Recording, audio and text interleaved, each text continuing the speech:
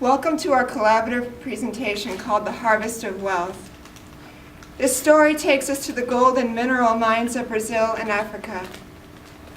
Whether from the Congo River in Africa or the Amazon River in Brazil, the foundations of our cities and the boom of technology came from these fertile lands. Once slave industries are today industrial wage slaves.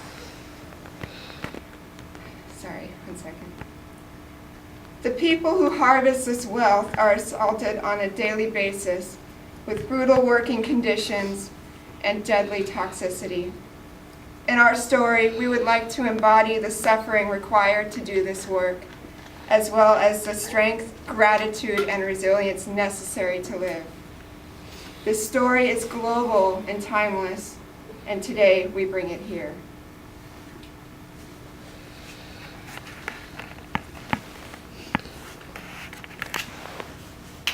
Oh, oh, oh,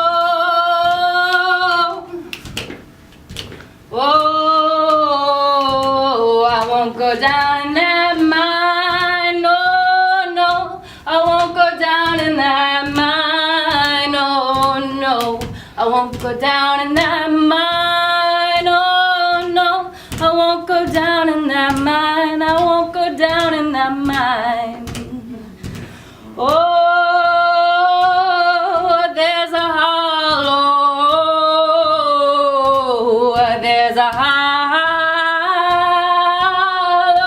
I won't go down in that mine, I won't go down in that mine.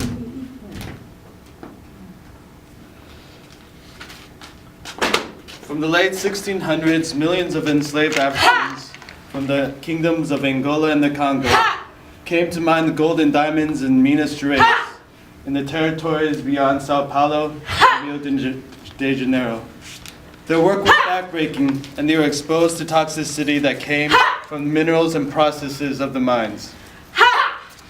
They labored under close scrutiny and had to wear masks so that they could not hide any of the gold or diamonds in their mouths. Because poisons they were exposed to could get caught on these masks, many died without any consideration to their humanity by their slave masters. These enslaved men and women here are extracting the wealth to pass up to the Spanish conquistadors. This wealth will be used to build the vast cities of now Sao Paulo metropolis, today the financial center of South America. Many of the descendants of these miners now live in what is called favelas, the favelas northeast of this global city, not far from the Minas Gerais. Because these favelas are so removed from government support, the people find strength in their community to sustain themselves against brutal oppression with resiliency. The disconnect these residents feel from their government, both geographically and socially, results in a parallel experience against the African diaspora felt around the world.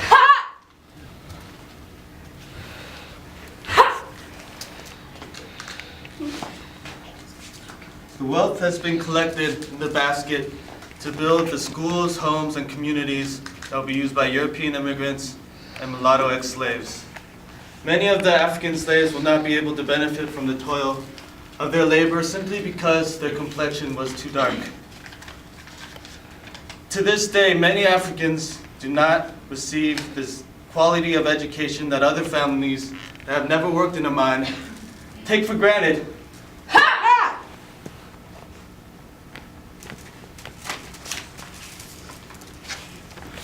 In studying Black history, there is a deliberate neglect to the fact that the Black experience is resilient. Capoeira, warriors' weapon, disguised as a dance. The development of this art was crafted under the oppression of slavery. Today, throughout the world, people study this art and embody the movements that cannot be stopped. Not by chains, not by slavery, nor brutal oppression. The significance of capoeira shows the resilience and strength always evident under oppression. Resilience is an element that is too often been removed from Black history. We must acknowledge that resistance was constant and never failed to push against the oppressor. In our lives today, we participate in this resilience by becoming physically fit warriors. Wherever we are, we sweat, work, and fight for our prosperity. Ha! Knowledge of one's race and history is vital to self-worth. It is absolutely wrong that the very people who harvest this wealth and do not receive this prosperity that comes from it. Disregarding material wealth, what is vital to self-worth and dignity is the ownership of one's history. Education can be the avenue in which children are uplifted to their self-value so that they can refuse to bend to industries of oppression. The most imperative element erased from quality of education provided in the favelas and many schools of the African diaspora is the deliberate failure to present authentic Negro history. For such purposes, initially gave little or no space to the Negro history. The master narrative that colonizes the mind and isolates the Black experience to one without a history, it is evident.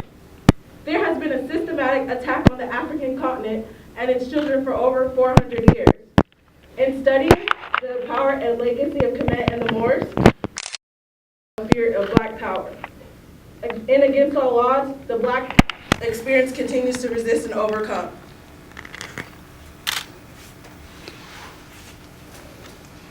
If the language of the master narrative was used as a weapon against those who were enslaved, how then does it oppression?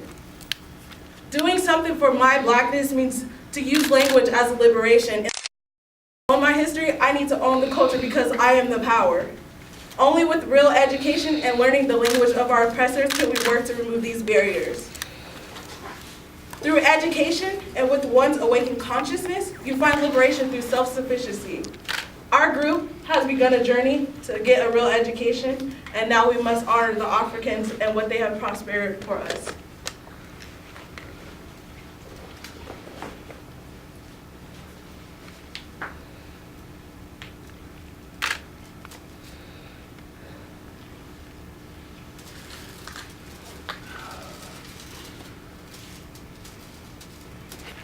With this prosperity, I promise to honor the ancestors and to continue to spread the knowledge of love and stewardship throughout my community. Ashe.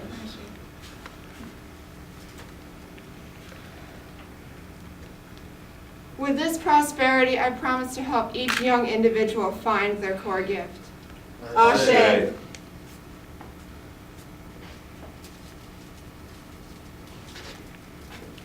With this prosperity, I will recognize evidence for a call to spiritual order. Ashe. Ashe.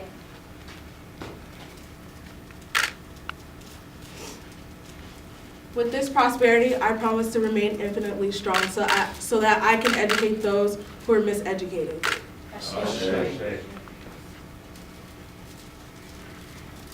With this prosperity, I promise to follow my desires and passions in life relentlessly and let nothing, not even myself, stop me. Ashe. With this prosperity, I promise to always show gratitude to my family and to always find pride in my diversity. Ashe. Ashe.